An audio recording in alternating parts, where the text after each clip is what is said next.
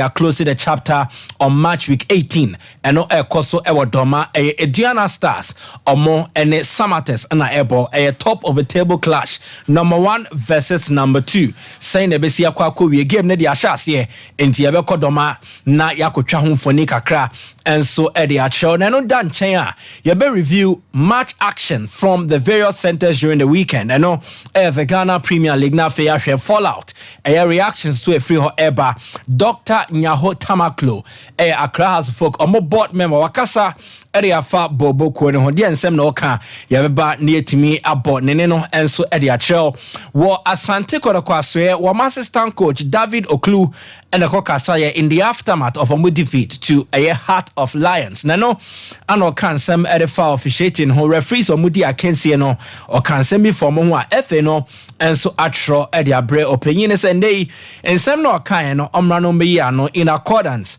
with the GFA's Ghana Premier League regulations. In Tiaba, the near the home komo and so ewo kasafide. So Shannon so the Black Queens of Ghana are all the way in Zambia or more prepared for the second leg of Olympic game qualifier with the Copper Queens of Zambia. First leg, so the Accra Sports Stadium, Black Queens Lucia by a goal to 0. Na afe so omo se ombet me overturn the deficit na omo a try to qualify for the Olympic Games event. Into way and in semaka ni aboabo na ende yede ebe so mo kopem se no nan bebo a yebe sorry kasafide so ha Sompa 93.1 FM na me kasa edefa the Ghana Premier League ne ho komo no say ne siatie moma me Ediana Stars and Samates Flyer no ade a game no ekoso enso ewo doma nana Achiman Bedu Park na ho ana big game ankasa we Ediana omo lineup na omo de era into the game na before se be remedy di ho komo no ye kwa amane so na ye ne Sobed enso twetwe komo emfa gamer and also airbus no so bad otemenka good afternoon. Hello so bad.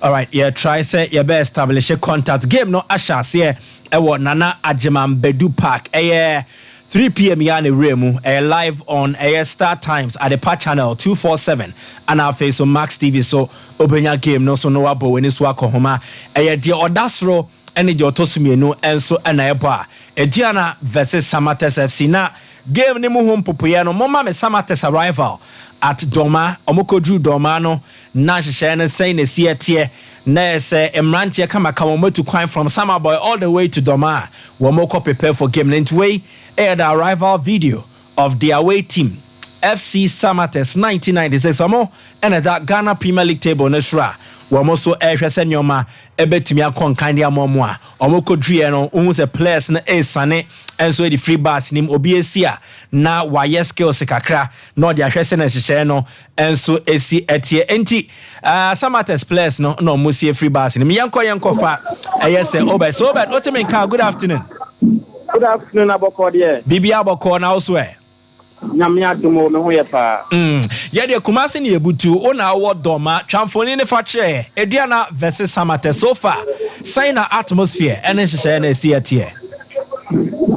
So far so very good. Minia obetiem ewo doma nana Ajiman Bedu the first sports stadium meka se league leaders Samates omo ene number 2 Ediana SC na etimi edi abom rabere esi akan kosima edu afani mi no obia entumi entwatna obetiem ha atmosphere ne de meka se Ghana supporters no ene akoye Monday ni no omo entumi empire kada me no ka Samates atwatna ba ko yes Samates atumi atwatna ba ko a modeta doma Ediana SC anu go Samates 1996 more atwat na ba ko tire be manu kuso na meka no supporters no na play Monday anu tino omo entumi empire in their numbers but kana bana chani musenka Ghana Stars obetumi abedin kuni me ne dey nan ko batumi abefo league level na so Samates for atumi atwat na ba ko a Aduana Stars ntumi nteye. Enti attendance no enshada nye encouraging na eno sa no who say e affect Aduana team ni because yenim say Aduana ho odini na na ye doma no so e chita for mo betai team na chi enti ene ye omamba in their numbers no enso sanso be na ogidi say benya e wo team ne so. Yes, we share football more. Number 12, supporters. Some be supporters in our bar. They don't bet to me again, and fans on bet to Jamano. Ayana is to me up. Over came one like the first quarter. Supporters at the point 18 extra 15 car. Then supporters to me in their numbers. And no bet to me out like I didn't start so they would 10 out better. When the players no any part in the scope. Every to me, I am no acting after. But supporters need your reality. A bit Mate so be den ti wo de jewa ho me kakra emrepe ye besan so aba waso ye na ye hu se na hihye ne sitie na ye fra wona na go ba nti e bi ye besan so afra obi no na another go enso aba ye da se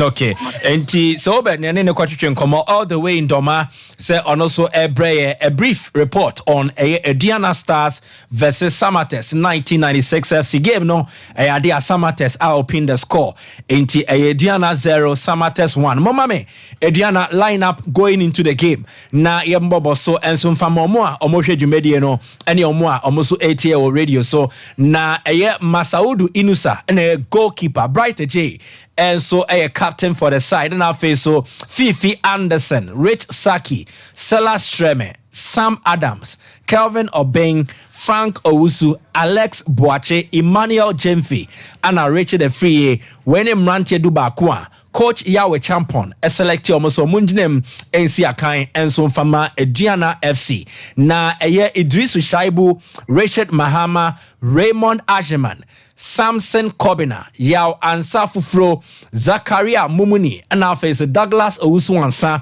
Justus Tochuche, Anna Gabriel Akwesi Mensa, Wesuni players are on more bench, and so Edema Aduana. Inti almost say Nana Ajimambedu Park 1 is ready. Nazo CCA dia omoda for my kabakwa omuntimi NTA. Mama me the lineup of AFC Samates na enoso a goalkeeper ba ana afe so tete Siao Kayeke Apia Musa Mama Dauda Aqua Okran ana Osei Wusu when Mrantie Dubakwa almost a share game na say and so edema Samates FC 1996 in Tisana Sheno and so esi etia wo honoma uhun say Samates ashe 1-0 against Aduana in the first 5 minutes and a goal no so etimi baya boa manioma konkan e ama the Timber Giants the akembiano emrepem ye de bebrel concerning this particular game enti yemfri oni amhwe Ghana Premier League table no assistant yamfa Samates ne Aduana de ne mfam rem ba o hwe de oda table ne sura eno Samates now with the live air score no or the count 35 points but we game ninti excuse that particular game no from a mention a GPL table Samates said kind 32 points Aduana Tosumienu or 30 points or more match week 18 na face so in Swatreman Etosumiensa or 30 points Asante Goroko Etosu and 9 ono ewo 29 points na face so Nation FC Tosunum 27 points Brekum Chelsea Tosun Sian 27 points and afi Bechem Etosu and so 26 points Mediama ewo a game in hand and also Etoso in Watria our 25 points Hasselhoff Abetoso and Kron our 24 points Great Olympics Etoso do our 24 points na face so Legon Cities Etoso do Bakon our 24 points Dio Otosu Dumienu Dreams FC and also one outstanding game to clear our 22 points na face so the bottom half of the table and also ekosa mama me GPL table no there and also etwaswa na say eno no obenya omo pray to survive now from the 14th position adequacy there's 18th position last position no just 3 points and the separate omo one Karela 14th position or 20 points Accra Lions etosu Dunum or 20 points Heart of Lions etosu Dunsia 18 points. Bofuakwatano 17th position 18 points. And a Real Tamale United etosu dunwotwe and also was 17 points. Now, mebebo omo pray to survive no mebo Heart of Lions din. CCA no oma appointed coach Bashir Hayford say onombe boa na on steer them to safety away from relegation. Nano ana after say Obama Medin Kunim over Asante Korokono Bashir Hayford etunanim to kasa say CCA de Jumano Oguswa eye na on money trimu enyane de na the ultimate and it's a Heart of Lions ebe escape relegation. Yentie Bashir Hayford nensemo de tuja. Not out yet. You see, I'm embarking on a rescue mission, so I don't want to talk too much. It is after you have done the job that maybe you can tell people your strategies and your plans and that. So now I'm focusing on how to rescue them. Bashir for no ochema neni ewo ade baako so ni nane se Accra Heart of Lions and so ebetimi a survive in the Ghana Premier League inti ne dia no battling them away from Mayana, steering them away from relegation. Na omonka Ghana, yes, we league name. Away from there, yanko next on the agenda, still on the Ghana Premier League. Coach, friend say, David Oklu, assistant, Edema Kumasi Asante Koroko, head coach, Prosper Nateogumna. After omo game against Heart of Lions, omulusu by a goal to 0. Okasai, na nekasa emuno, anoka kasaba kon, and so edefa officiate no chemwa. Referees ombedi game no, komo ma pepeye juma. And kebeboa, especially abra ye na ye pre se Ghana football no so be fan into me pay fra no referees ni begina game ni mu a omundi ne pepepe se ne ebe ya ebema game no so ayefe yentie no na ayade a assembi aba e de afa ne kasa no. I would like to talk, but we were all here. We saw what happened. I think if we want football to go forward, our referees have to be up there. They have to be fair. All right, better. And eno David Oklu nensemo kan na eno na ende GFA no posti se wa ma charge openino enti me kan a update on GFA regulatory actions. David Oklu has been charged with a breach of Section 34(6)(d) of the GFA Premier League Regulations 2019 for comments made about match officials in a post-match interview following Asante Koroko's league game against Heart of Lions. It is alleged that his commentary on the match officials constitutes misconduct that brings the name of the game into disrepute. Now he has until Wednesday, 28 February 2024 to respond to the charges. And today, ana GFA Premier League regulations na FA na site no eka momaye the GFA Premier League regulations article 34(6)(d) no na yen kan sene no so ekre a enuntia empenifo agina so na omo pese omo twen coach a your friend David Oklu aso nti we GFA Premier League regulations article 6 no ene wo ho no na 34(6) no udi ne se ya tro commit any offensive act not provided for above or make any offensive statement either verbally or in writing or is responsible for any conduct or any matter which is in the opinion of the association ungentlemanly, insulting and or improper or likely to bring the game into disrepute. Inti omu chema nensem na wakano ayadia enye krachesem ana eyadea edidi atem kakrafra anase suban odede no ensem fata anase ede agudie no ede nanim etwitwi form enti omu kiremu a opanyin no ombeyi na no na owo up till wukwada edi enimi Wednesday February 28 se onyi ne ho ano ansa kra no muso matu ho anamo na oma take decision enso edi etia no yema no so yanko glorious Accra so focus so aso ye development no every ho eba omo board member Dr. Nyahotamaklo okasa after Sehas Edin Kunim over Real Tamale United by 3-0. Hamza Isa Eshe goals no mienu Anna Enoch Esubonte former player of Wafa and also Eshe the third and final goal. Edema Phobia Emo Muweni 3-0. Nano na Dr. Nyahotama not meeting it in the players no Nembo Manyoma and so and so no wakasa area fa House of Folk or board chairman or some majority shareholder Togbe Afede na Nesam no kano chema and Kenya Papana ka several infrastructural development ne send your club no almost show almost structures no enya de anko mehu ne saa yentie no tiawa ye ba ye be san so akwa no so ne if you watch carefully you can see that the board headed by Toby Afede is doing very well. If we had not had Toby Afede around, and I know what I'm talking about, I've been with the club for years. I don't believe there's anyone more senior than me, apart from former IGP, CK Dewono, and Anaini. Now, when it comes to structure, without the direction and vision of Toby Afede, we wouldn't have reached anywhere. Which club have created a commercial center like we have done, and that is our property. And we have supported liaison office. In addition to that, you have to go to COVID man to see things with your own eyes. And I think without the leadership of Toby Afede, definitely this would have come.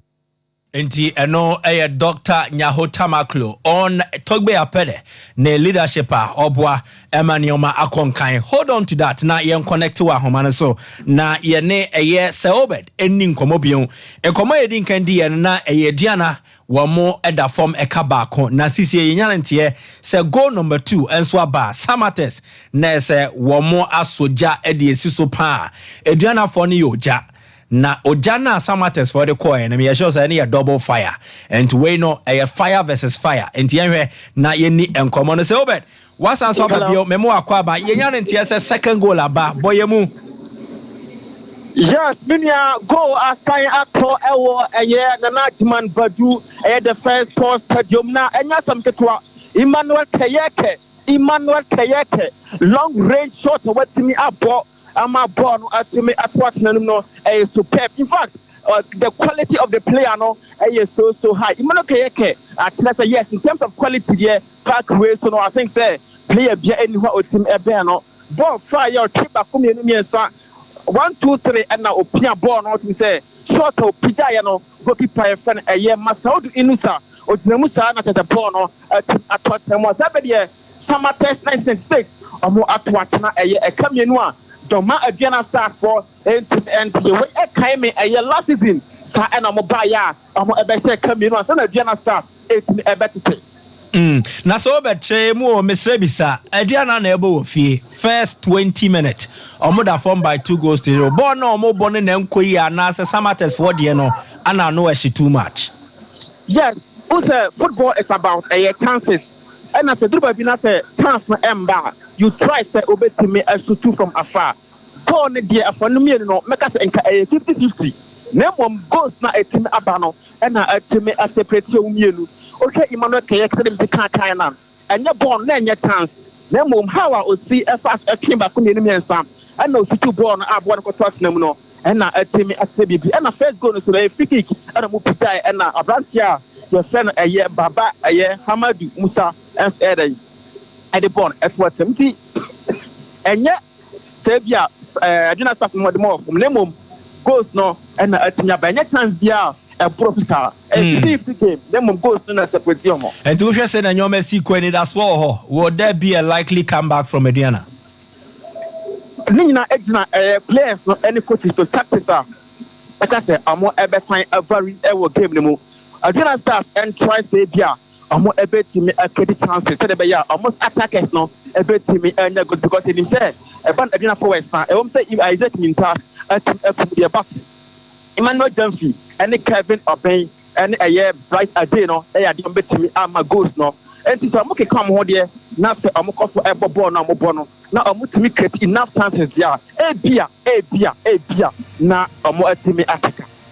There's over wabo juma yada se enti home so emrepe ya be sanso aba wase bi unene ene wa na di jumedie no Mr. Medase pa Mr. Medase pa it is a wo share on Facebook na say Samates first goal no and a wo share on screen so na say a cross from the left hand side, free kick. And Baba Musa Medu first connection and Sheda Nyejuma and Sana also so connected with the second attempt. Not that from cry into chest and near brace a ball in the Kianaki. I had a body at what in him. Now, minim say, Ediana Fonny be peja monsa.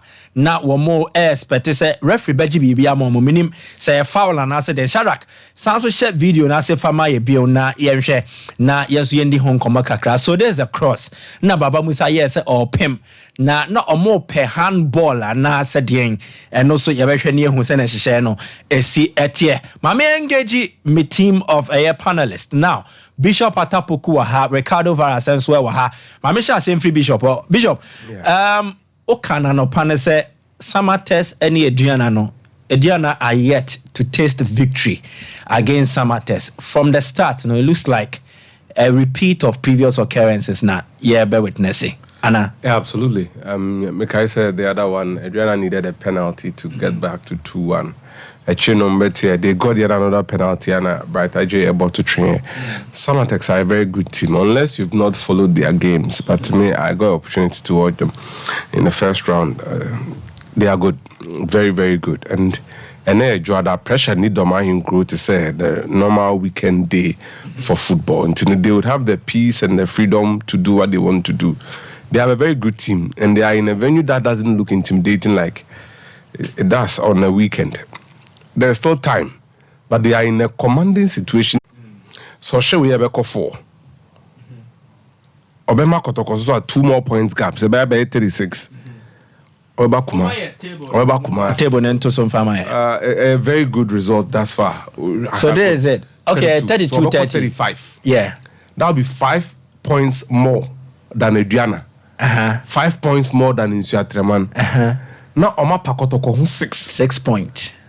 Until Ombit me be lusu. I will Kumasi without any problem. No. Kodoko will just narrow the gap. And if you are affected, they can afford to go and lose at Insuatreman over head to head. Okay. It wouldn't affect them. Because 3 points in the man Insuatreman, assuming without admitting say and ABC, about 2 points gap. Kotoko susu shoba eba 3 points gap. So what sa Samatex for na we no makano. This obo mpire so say obi be show mu da bi. Sa da na obi show no na wo so wo hwe. Na enye nwa so undi omochi a unhu ni omo ye no. Samatex won all their games at home. Omo ho ode na nkasa wo fie. Nti so wa start to pick away points. Say na only 2 or domano. So twaso sa you upe at some point ubeja to say Samatex a contender for the league. And then ye hu ni sa because omo ba yen che. And then na pesa ubeja to sabo we na Samatex ebebo. Omenya points bisa. My rim fi Samatex ba Kumasi last season no. Inexperienced them on Mulusu. Yeah, but boy any there they would have won on points. It's very good. It's very, very good. You know, some attacks are there. Omo is on Becca League, but near Muye, top 4 position shouldn't be beyond them. Some attacks are so FA Cup. The Dom Kulusu was Sky. Yeah, a more to play than concentrate on the league. Like it's good. We are Mobui, almost our catapult vest. No, your poor match now. Obia data performance. Keke has been reborn. The ball on our ball, Kailano. It been our same ball. Hey. And Nkoda, we are no free man. Baba Hamidu, the transition from Division 1 to Premier League has been seamless. Edu Siam has been around this team or Tiwana. So I'm so happy. Many German and I would want to see the kind of response Adriana person because Opposite G League there, you must give a response at your own backyard. Ote Adriana say Ote Doma say the absence of the fans so money in their numbers, will it take something away from Adriana team ne performance on be put here? Well, certainly it will because a team thrives on the energy of its fans. And Adriana Nkasa mo ties through Monday matches. Yeah, one time pet. Because senior Doma City you see, the money economy ni the echi ni jina hoye poultry. Nti edra no passe obi akọ. Edin so be nya ni padodo. Just omo pebo kakra na ana doma students no mapon no munam chrome and other schools no mo na be fa ho. Nti no enye mo say Samatex o hear video na What the stance nim. Obi no no ton so ton bibi. Afepo na oba abeton in your no stadium. Na a game no more the best share Monday. No say TV ntia. Yeah, we am hwenye TV akra no also no ice test na okọ. It's like the normal Sunday game na. Exactly. Because I think in scheduling matches, especially for TV anyway, say TV so for eyeballs. How impression na obenya. Say yeah, best schedule game the aba Monday na stadium in full. Na emma the issue na that necessary atmosphere na. I think that we need to think twice about it. Because we're a top line now. Top two teams on the table. Ideally. It should not be on a Monday. Ideally that scheduling. Because maybe Jojo Mutual letter command some start times about time and bomb matches. But you see, when you go this Canada, you are going to dance to their music and they won't change. Yamompa has the ABC. Yemi stories no na yembra yemedin common info na Dr. Nyahotamaklo and aname one so na okasa about Togbe leadership no. Meshe say yes answer repeat it sir insert no. Or say enye Togbe a anka de has ene de omaye no. Enya de anka omedro. Into the enti ni bi oyebesan so aba. Well, if you watch carefully, you can see that the board headed by Toby Afede is doing very well. If we had not had Toby Afede around, and I know what I'm talking about, I've been with the club for years. I don't believe there's anyone more senior than me, apart from former IGP CK Deono and Anaemi. Now, when it comes to structure, without the direction and vision of Toby Afede, we wouldn't have reached anywhere. Which club have created a commercial center like we have done, and that is our property. And we have supported liaison office. In addition to that, you have to go to COVID man to see things with your own eyes. And I think without the leadership of Toby Afede, definitely this would have come. Dr. Nyahotamaklo, your board member, and so the Macras folk. Now, Odin Common Bija, Ejita for no, and also Tiawa, Yentianamra. I believe strongly if you have a strong support base, you definitely win matches. It helps a lot. But if the support base will continuously attack leadership, then we'll see that there will be problems in the club. I know Dr. Nyahotamaklo, board member of Accra for Ghana Premier League side. Now, money football, and so the Black Princesses na omo camp omo sesi omo aboabo omo ho asisi de embre no aso into omo de omo ni Cape Coast na omo akosesi omo atwen the 13th Africa Games omo ana omo gina Ghana the host country anemu a omo besi akan wo emba football competition im no ana coach no eda team na no Yusuf Basigi one name list of players or the rim into the competition. Ghana our group A of a tournament on a teams be the say Ethiopia, Tanzania, and Uganda. And ebebo first game no March 9. Yeni Ethiopia na ebo yepe na yeshia Tanzania and sana yene Uganda and so we kra na players I from no Afi Amenyaku, Deborah Brown, Amina Ahamadu, Comfort Iyabua, Fatimata Fuseine, Comfort Owusu, Kulible Sarah, Abiba Isa, Abina Anoma Opoku, Success Amia, Berlin Nyakon, Tracy Chum, Stella Nyameche, Mefia Nyame, Agnes Yebua, Salama to Abdullahi, Mercy Altobra, Mukarama Abdullahi, Jacqueline Amponsa, Anna Jennifer Dawa 20 players and a coach Yusuf Basigia from one on Omo and Sukodi Juma all the way in Cape Coast. Na Omo Cape Coast no and under 20. Na senior for no so Zambia. Wamu sisi omo ye training ye bibia and wamego so ye trading. Dia kimbiano ye bebro channel pa and so tip of Jumedi and so Varas Anna Fe Bishop Eguso Hanum saying some no Anna yedi egu on enche na ye rem na yemfa da kese yemfa ma 21st clinic ono oboa ama yetimi asa ye ho yare ene bibibie di enya yare ben ana how 21st clinic beboa na wetimi asia no de ama na nipa bia no o bibia wo ya edanso wo ho ebi de kasa ebi de eduane na 21st clinic de ade omo ya edanso ene se omo sa sciatica yare Ghana ha de ya je omo atumpreko se wo mo ye the sciatica expert sciatica yare no edina de yare no de enye yare a ɛka opɛ efiri wosisi echi esania de fa to ase na fe asania da be round na se ntini na ntini no ho touch ma ene kofa yaw kese pa enso de bro enti we ye shenkani we obi a we ye hard work ote office say yare sciatica edi wonya enya dia obetimi akoso aye wo dada dwumadie enu ntina make camp for 21st clinic enso ediama na omadwuma so eninti Ghana ha de dodo na ajoma tumu a omo over 15 branches enso ewa ha Kumasi anakese na nkasa wo omo ehwia overseas Johnson omo eben Alpha Radio oboase omo council quarters a omo eben Court Junction na fe so Accra omo Dome Market ebi ewo sunyane Enkuranza Techiman yemfre doctor ewo 0540 311 311 0540 311 311 and I say 0249 311 311 eno 21st clinic the sciatica expert na fe so mizo ene mixa 5G insana aba ediama ebusuya ankrankra nyumeku ahodo a da no moye social event mekanesa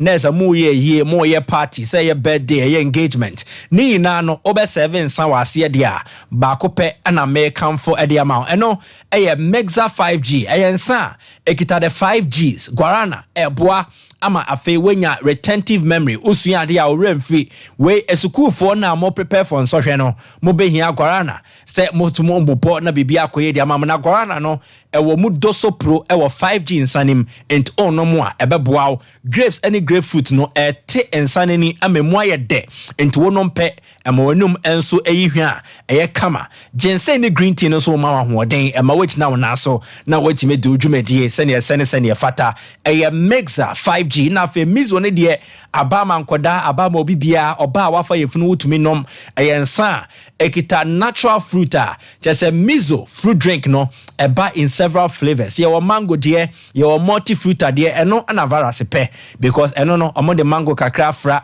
omo de banana kakra fra into wote eye fruit no taste no so omo a ema no an excellent flavor enya de esi kire gum yopo ni assign into wonom no wanya yade mixo drink no food drinker ekita natural sweetener enti ema ensana nkasa the taste na ewo no a tasty natural eno eye mizo fruit drink and afa mixa 5G ensano ebusu doso pro obetimi ato na waton bi a business opportunity and ameso meka edi atro number obefre no 0246 270221 0246 270221 mixa 5G and a mizo fruit drink varas member ho na yen hyase ensam ne yedi oguo menim baby abɛhyase de free Sabodu minim semze in second round is na promo no form there because centers are near GDZ kohebo no pa no as a yenya sa ni biem enra me ne sugar di nkomo wa bra na me hosti ye commentary ne fa commentary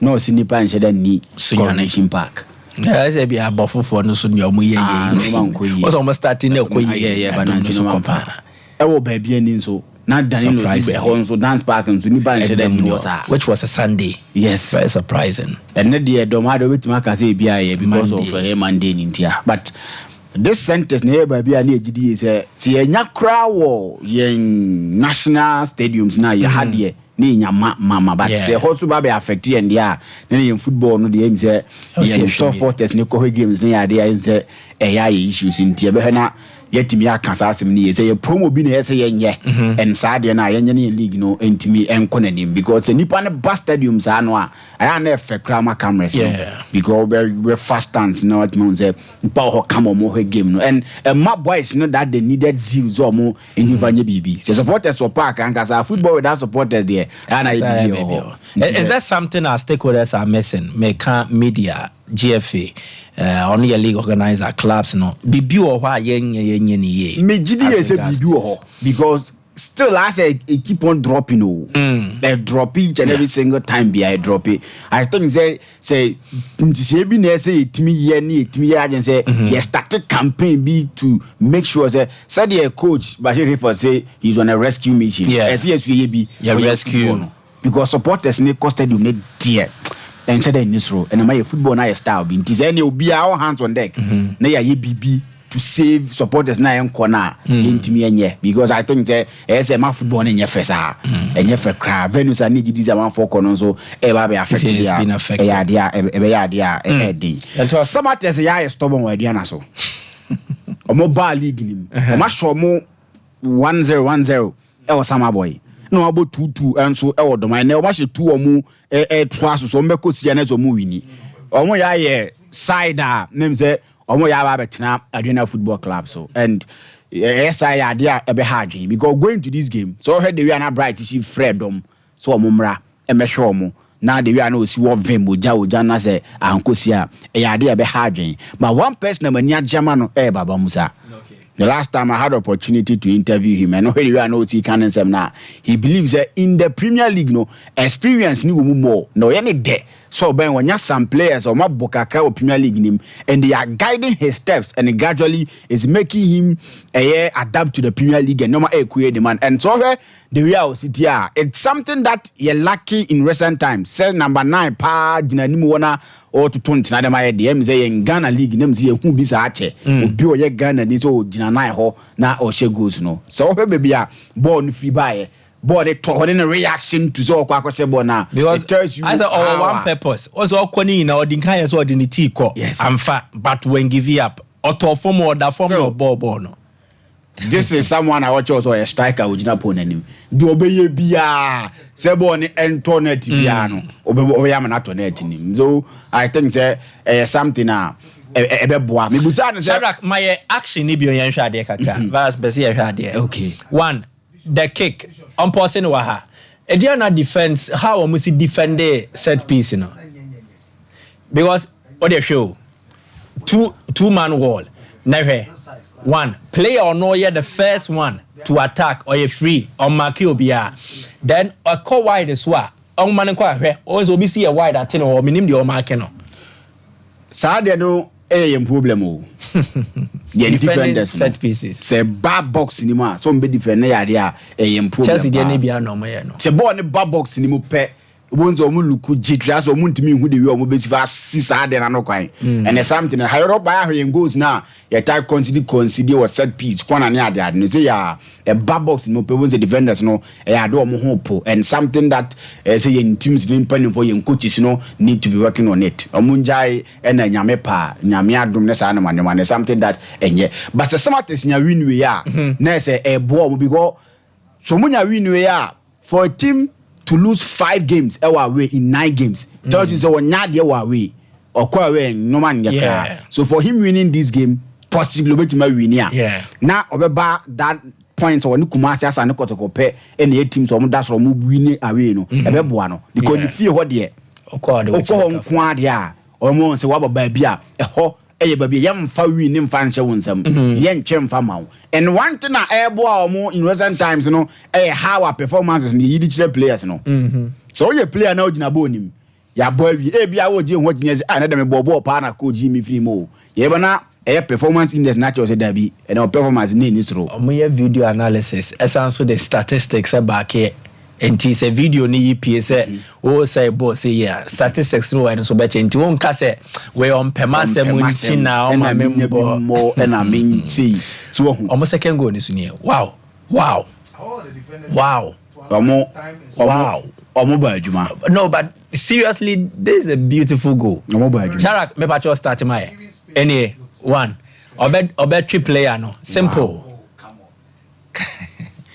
but Ghana for the money too easy for them to be scored against. Too easy. So you heard about second half nim. Bia I didn't bet me aba be no my but Samatters for no so adwuma. For a team like Samatters now ye nyoma na oye no. Because even who say na kotoko bi we to mun start ni bibia